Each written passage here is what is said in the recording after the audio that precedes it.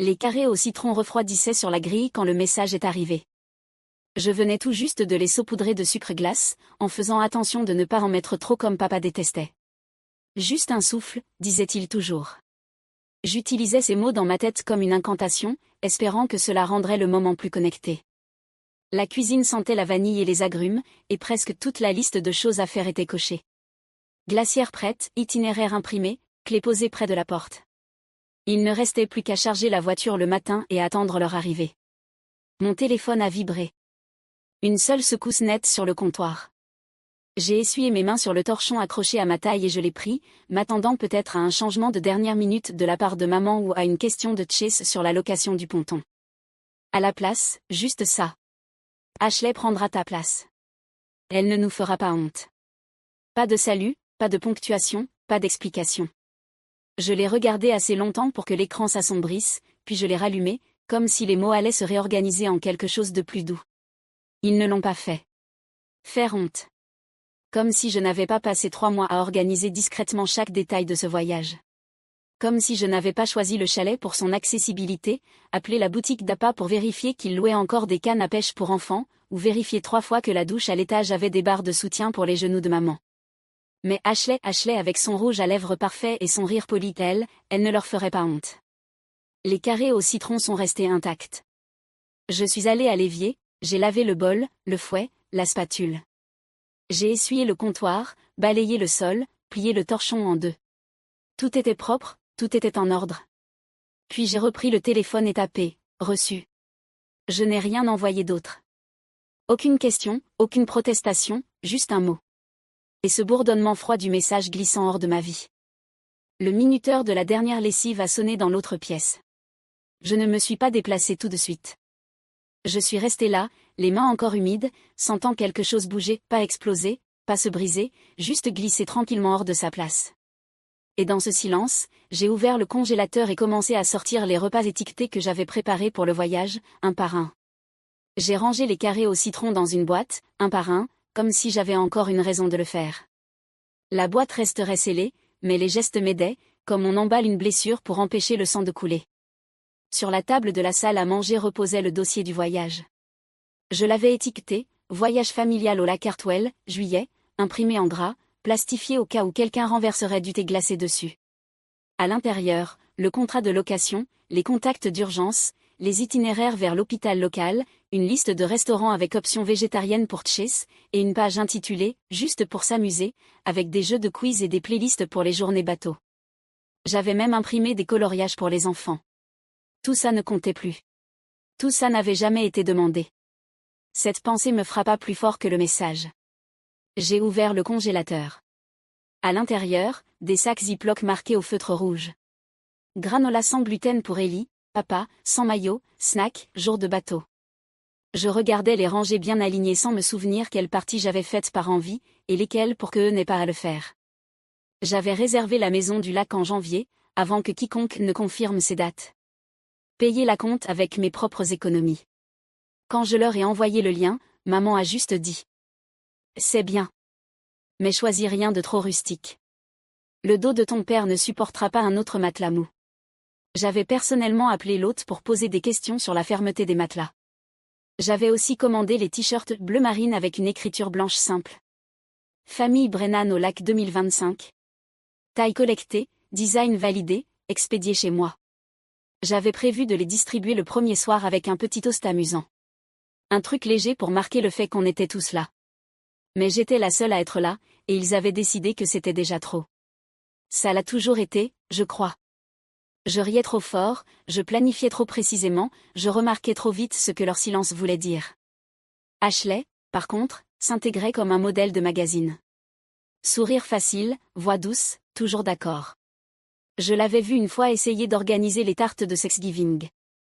Elle avait pleuré quand la boulangerie s'était trompée de parfum. C'est moi qui ai réglé ça, j'ai traversé toute la ville et acheté 5 nouvelles tartes ailleurs. Personne ne s'en souvient. J'ai porté les sacs étiquetés jusqu'à la poubelle et je les ai jetés sans cérémonie. Puis je suis retournée à la table, je me suis assise et j'ai ouvert le contrat de location. Mon nom figurait sur chaque page. Ce n'était pas juste ce voyage. Ça ne l'est jamais. Je me suis souvenue de mes 12 ans, assise sur la banquette arrière après un spectacle scolaire, encore en costume et débordante d'enthousiasme. Je racontais chaque réplique, chaque rire du public. Maman s'est tournée vers moi et m'a dit doucement. Chérie, tout le monde ne veut pas un résumé complet. Laisse les autres parler aussi. C'est la première fois que je l'ai ressenti. Ce petit coup de coude discret vers le silence. À 17 ans, j'ai repris un ami de la famille qui avait fait une blague raciste pendant le dîner. La table s'est figée. Papa s'est agité, mal à l'aise. Après le repas, maman m'a prise à part et à chuchoter. On n'a pas besoin de rendre les choses gênantes. J'ai été punie pour le ton, pas pour les mots, juste pour le ton. Quand Chase a présenté Ashley pour la première fois, elle est arrivée avec une bouteille de vin et un petit cardigan assorti à ses chaussures. Elle posait des questions réfléchies, a complimenté le centre de table, et riait exactement au bon moment. J'ai vu le visage de maman s'adoucir, j'ai vu à quel point Ashley traversait la pièce avec aisance, sans déranger personne. Plus tard, ce soir-là, pendant qu'on faisait la vaisselle ensemble, maman a dit. Ashley sait mettre les gens à l'aise. Ce n'était pas une insulte, pas directement, mais j'ai senti le coup porté. Au fil des années, j'ai remarqué qu'Ashley était devenue celle à qui on demandait de dire la prière, celle que maman consultait pour la déco de table, celle qui était devenue la référence familiale en matière de bon goût.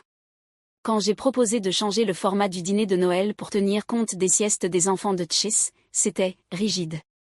Quand Ashley a proposé un plateau de charcuterie, c'était tellement fun et moderne. Petit à petit, elle ne s'est pas seulement intégrée, elle a pris ma place. Et je l'ai laissée faire. Je pensais que si j'étais assez serviable, assez discrète, assez organisée, il me garderait une place. Mais la vérité, c'est que je n'étais jamais censée être visible. Juste utile. J'étais celle qui gardait les reçus, faisait des plans de secours, se souvenait des anniversaires, des allergies, et que l'oncle Pet n'aimait pas la coriandre. J'avais le droit de graviter autour, mais jamais de briller. Maintenant, je voyais les choses clairement. Je n'avais pas été exclue pour avoir fait quelque chose de mal. J'avais été exclue parce que j'avais cessé de m'effacer. J'ai refermé le dossier à mon nom et l'ai remis dans le tiroir. Puis j'ai saisi les documents de location. Le bail était imprimé sur du papier crème avec une encre noire et un discret filigrane de pain autour des bords. J'ai passé mon doigt sur l'entête. Contrat de location du lac Hartwell famille Brennan. Mon nom apparaissait 4 fois: locataire, contact d'urgence, carte bancaire enregistrée et autorité de dépôt. Je n'y avais pas tellement réfléchi en réservant. C'est juste ce que je faisais. J'organisais discrètement, à l'avance. Je comblais les vides avant que quelqu'un ne remarque qu'ils existaient. Mais maintenant, je relisais chaque ligne avec un nouveau regard. Mon nom était le seul qui comptait. En parcourant ma boîte mail, j'ai retrouvé la confirmation de location du bateau, payé en totalité avec mon compte.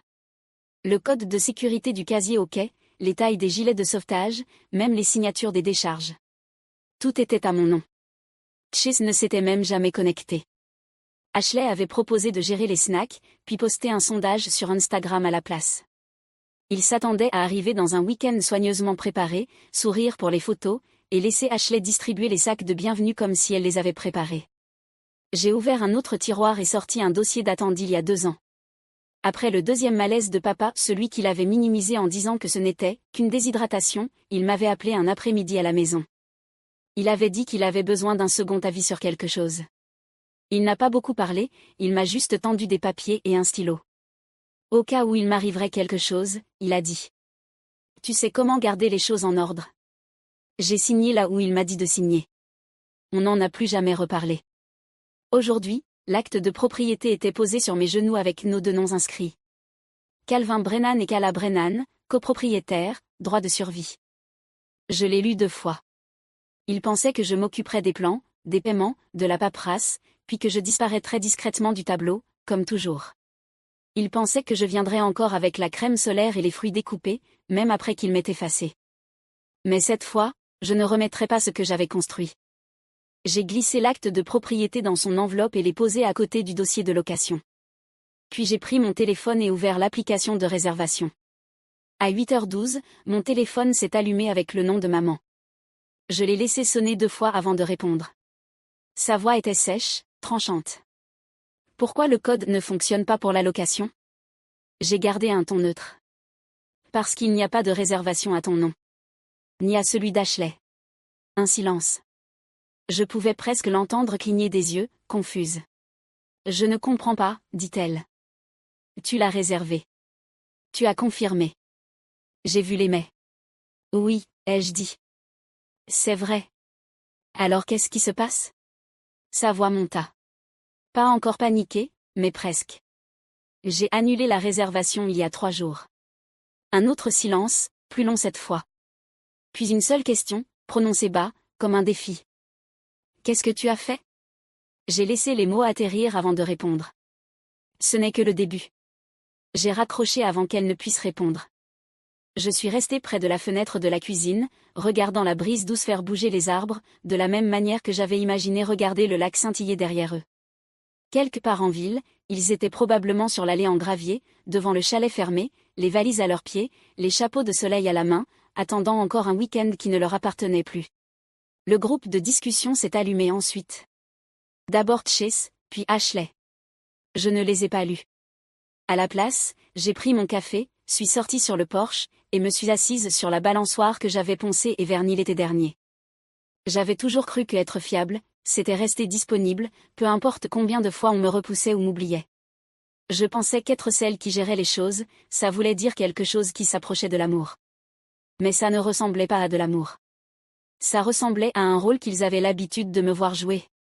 Celui où je faisais tout fonctionner pour qu'ils puissent profiter du spectacle. Sans moi, les lumières ne s'allumaient pas. Sans moi, la scène restait sombre. J'ai ouvert le 2e message de maman. Juste 3 mots. On veut des explications. Je n'ai pas répondu. Pas encore.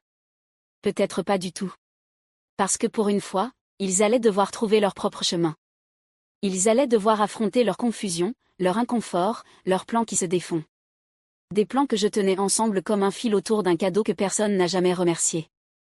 J'ai pris une gorgée de mon café et j'ai éteint mon téléphone. Vers midi, les messages commencèrent à arriver, lentement, comme les gouttes d'un robinet qui fuit.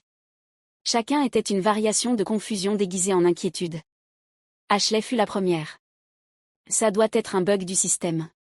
C'est toi qui avais réservé, non? Je l'ai regardé un moment, puis j'ai tapé. Je fais confiance au propriétaire pour gérer. Je ne suis plus impliquée. Pas d'émoji, pas d'explication. Juste ce qu'il fallait. Elle n'a pas répondu. Un peu plus tard, une série d'appels manqués de Chase. Puis un a fini par passer. Salut, dit-il, d'un ton trop détendu. Je voulais juste prendre des nouvelles. Je n'ai rien dit. J'ai attendu. Alors Ashley est un peu contrariée, continua-t-il. Elle pense que l'hôte a dû se tromper, et maman est débordée. Elle a dû rester dans la voiture avec papa pendant qu'on appelait partout pour trouver une chambre. Il y a un tournoi sportif ou je sais pas quoi, tout est complet. J'ai gardé une voix calme. Ça a l'air frustrant. Un long silence suivit, comme s'il espérait que je saute dedans, que je propose une solution, que j'appelle un contact, que je fasse jouer un piston. Comme d'habitude. Mais je ne l'ai pas fait. C'est toi qui avais tout réservé, dit-il, cette fois d'un ton plus bas. Il s'est passé quelque chose entre toi et maman?